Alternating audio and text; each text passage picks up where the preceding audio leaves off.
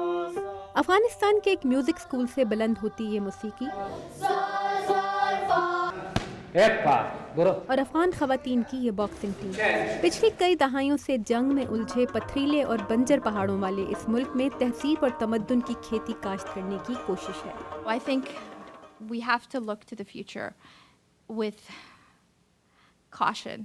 لیکن امریکی نژاد افغان صحافی فریبہ نوا کہتی ہیں کہ افغان معاشرے کو اپنے پاؤں پر کھڑا کرنے کے لیے بھی کم از کم اتنی ہی دہائیاں درکار ہوں گی.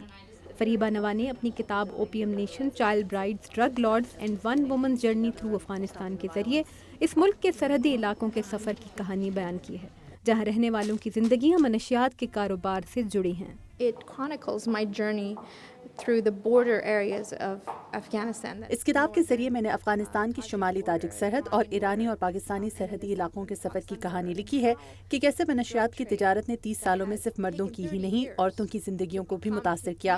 لیکن وہ صرف متاثر ہی نہیں ہوئے بلکہ انہیں اس سے فائدے بھی ملے. بہت سے لوگ خوشحال ہو گئے جن میں عورتیں بھی شامل ہیں. Most of them are victims, but they're actually benefactors of the drug trade. فریبہ نوا کہتی ہیں کہ افغانستان میں رہنے والوں کے حالات کو درست پس منظر میں سمجھنے کی ضرورت ہے جہاں عورتیں مشکل حالات میں ہمت اور مستقل مزاجی کی علامت ہیں.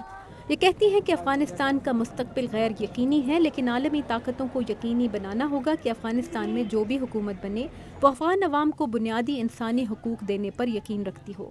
It is very important for all these actors to push the women's issue. Afghanistan میں دلچسپی رکھنے والے تمام فریقوں کو یہ سمجھنا ہوگا کہ عورتوں کی صورتحال پر توجہ دینا سب سے اہم ہے اور یہ یقینی بنانا ضروری ہے کہ اب اگر طالبان اقتدار میں آئیں تو خواتین کو ان کے بنیادی انسانی حقوق دیں.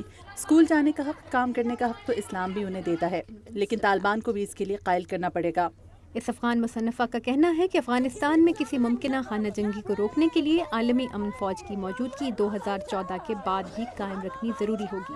فریبہ نوا اپنی اس کتاب میں یہ بھی لکھتی ہیں کہ مغربی میڈیا اور خصوصاً امریکہ میں افغان عوام کے بارے میں کئی قسم کی غلط فہمیاں پائی جاتی ہیں، خاص طور پر عورتوں کے برقع پہننے کے بارے میں. لیکن ان کا کہنا ہے کہ افغان عورتوں کے مسائل کو برقعے سے بڑھ کر دیکھنے کی ضرورت ہے. Their message to me was that the West needs to focus beyond the burqa in order to help us. یہ کہتی ہیں کہ افغانستان کی مدد کے عالمی پروگرام تبھی کامیاب ہوں گے جب ان میں مردوں اور عورتوں دونوں کو شامل کیا جائے گا. تابندہ نعیم، اردو VOA، واشنگٹن.